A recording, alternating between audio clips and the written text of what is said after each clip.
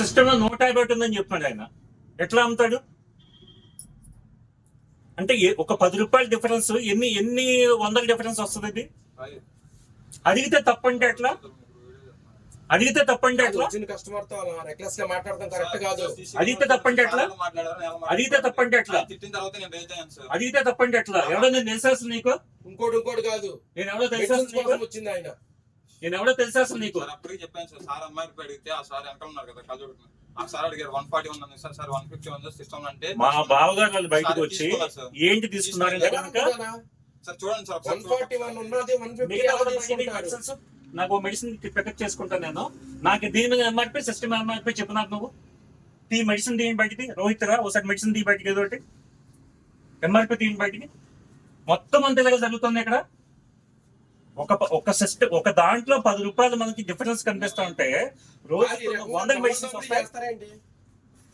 ఎట్లా పెడతారు అసలు నాకు అర్థం కాదు. మీరు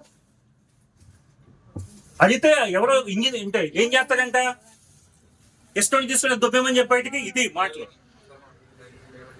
నేను మాట్లాడిన ఇప్పుడు రమ్మని చెప్పి ఎక్కడున్నాడు, రమ్మని చెప్పి ఎక్కడున్నాడు, రమ్మని చెప్పి ఇండాడు మర్యాదగా అతను నెంబర్ అయింది మాట్లాడుతా అంటే కనుక ఇష్టం అంటే కొనుక్కొని దుబ్బేమని చెప్పి బయటికి అని చెప్తున్నాడు. నీకు చెప్పాలంటే బొచ్చు పక్కన. ఆరోగ్యమే మహాభాగ్యం, అది అందరికీ తెలిసిన విషయమే.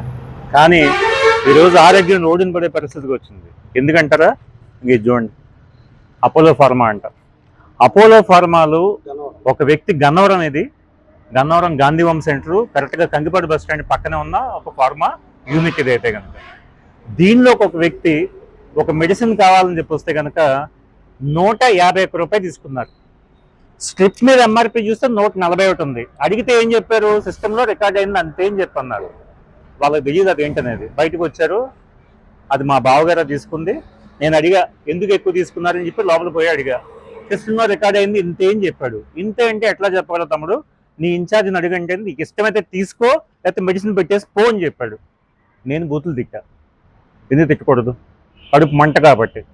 నేను 10 రూపాయలు ఎఫోర్డ్ చేయగలను కాబట్టి మెడిసిన్ తీసుకుని ఇంటికి పోతున్నాయి. ఈరోజు ఇదే స్ట్రిప్ ఒక్క మెడిసిన్ సింగిల్ పీస్ కూడా ఎవరో కట్ చేయకుండా ఇచ్చే స్ట్రిప్ ఇది 141 కాదు 151 అని చెప్తే కనుక 5 రూపాయలు కూడా లేకపోతే కనుక మెడిసిన్ వదిలేసి మెడిసిన్ వేసుకోకుండా జనాలు ఏమవుతారనేది ఆలోచించండి ఒకసారి. ఫార్మా అని ఇప్పటికే దొంగ అని చెప్పి ముద్ర ఉంది. ఇలాంటి దొంగ పనులు చేస్తే కనుక దొంగ అనక ఇంకేమనాలి మిమ్మల్ని. పెద్ద పెద్ద బ్రాండ్లు పెట్టుకుని పెద్ద పెద్ద సంస్థలను చెప్పుకుని చివరికి ఇంటర్మీడియట్ చదువుకున్న వాళ్ళని ఐటీఐ చదివిన వాళ్ళని ఇక్కడ మనకి ఫార్మాసిస్ట్గా పెట్టి నా ముందే ఒక వ్యక్తి వచ్చి కాలు బెనికింది మెడిసిన్ ఇమ్మంటే కనుక ఏదో మెడిసిన్ ఇస్తాడు.